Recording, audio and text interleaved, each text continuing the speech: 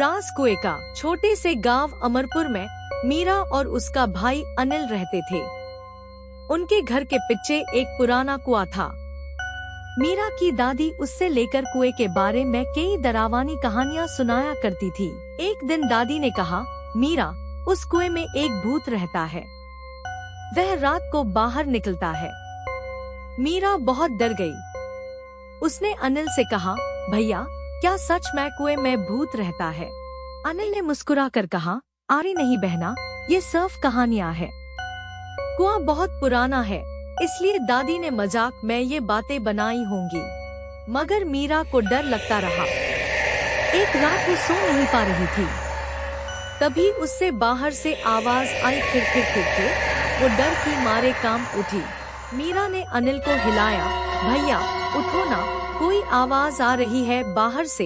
अनिल उठा और दरवाजा खोला। आवाज कुएं की तरफ से आ रही थी। वो डरा नहीं, बल्कि उत्सुकता से भरा हुआ था। चलो देखते हैं क्या है, अनिल ने कहा। दोनों बहन भाई बाहर गए। अंधेरे में आवाज और स्पष्ट हो रही थी, खिर खिर खिर खिर।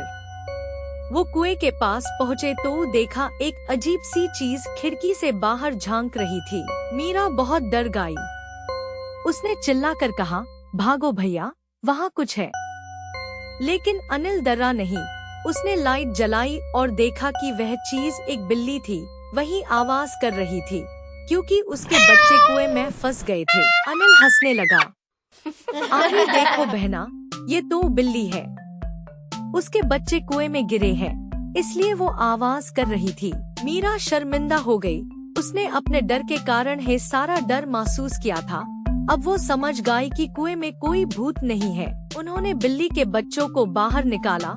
उस रात का राज खुल गया।